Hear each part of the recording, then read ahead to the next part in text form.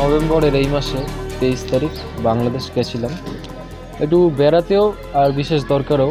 আমার একটা বন্ধুর বাড়ি, তার বাড়ি ঢাকার জুড়েন এরিয়ার বাগানবাড়ি অঞ্চলে। এবার যা দরকার ছিল বা ঘোরাফেরা ছিল হলো সবই। তারপর 26 তারিখ এই মাসের নভেম্বরের 26 তারিখ রাত 8:30, রাত 11:45 ট্রেন ছিল আমার বাড়ি ফেরা। তো আমার বন্ধু 8:30 দিকে হলো, চল একটু বাইরে দিয়ে বেরিয়ে আসছি, তুই তো বাড়ি চলে যাবি। তো সেই হিসেবে আমি বললাম ঠিক আছে, চল একটু ঘুরে আসি। তো সেই যখন বেরানোর পর কিছু 5-6 মুসলিম যুবক আমাকে আটক করে, যে জিজ্ঞাসাবাদ শুরু করে, কোথায় থাকিস বা ধর্ম কী। আমি বলে দিই সিধা ভাষায় যে বা আমি ইন্ডিয়ান, আমি হিন্দু। তো সেটা শোনার পরে তারা আমাকে টেনে নিয়ে যায়। তাও 5-6 জন ছিল। তাদের মধ্যে আমি নামও শনাক্ত করতে পেরেছি তাদের, আমার বন্ধুর সাহায্যে। তো তারা সবাই মিলে আমাকে টেনে নিয়ে যায়, গিয়ে আমার পকেট হাতানো শুরু করে। ওনার ফোন বের করবে, টাকা পয়সা বের করবে। আমার ডান পকেটে অনেকগুলো ক্যাশ ছিল, সেগুলো তারা বের করে নেয়, আমাকে মারধর করে। আমার ফোনও তারা বের করে নিয়ে নেয়।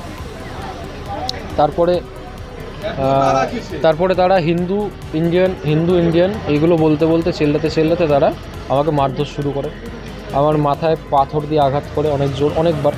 আমার প্রকাশ্যে রাস্তার মধ্যে আশেপাশের লোকজন দেখছিল, কিন্তু যেহেতু ওরা বলছিল ইন্ডিয়ান হিন্দু, তাই কেউ সাহায্যের জন্য আসছিল না। বরঞ্চ আমি দেখলাম আরও 1-2 জন হয়তো অ্যাড হয়েছিল, যারা আমাকে মারার জন্য এসেছিল।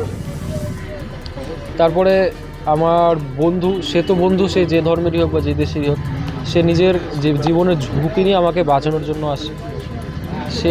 তারও ফোন হারায়, সেও অনেক বাজেভাবে আহত হয়, তাকেও তারা মারধর করে। তারপরে যখন মানুষজন জড়ো হয়, ব্যাপারটা একটু ঠান্ডা হলো, তখন আমি ওদের হেল্পলাইন নাম্বারে কল করি বাংলাদেশে। তারা উল্টো আমাকে জিজ্ঞাসাবাদ শুরু করে যে তোমার এখানে কি কাজ, তোমার কিরম বন্ধু লাগে, কীরকম সম্পর্ক, আরও অনেক জিজ্ঞাসাবাদ। এইভাবে উল্টো আমাকে জেরা করতে শুরু করে।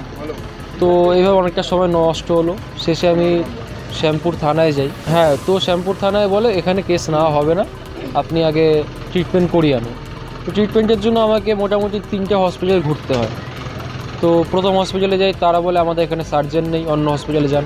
ওই হসপিটালে সার্জেন বলে যে আমরা আপনাকে পুলিশ কেস হওয়ার মতন কিছু দিতে পারবো না। তারপরে তৃতীয়বার যখন আমি ঢাকা মেডিকেল হসপিটালে যাই, ঢাকা মেডিকেলে যাওয়ার পরে তারা আমাকে অনেক অনুরোধ করলাম তাদেরকে যে আমার চিকিৎসা করুন। তারা খুব একটা সিরিয়াসলি নিচ্ছিলেন।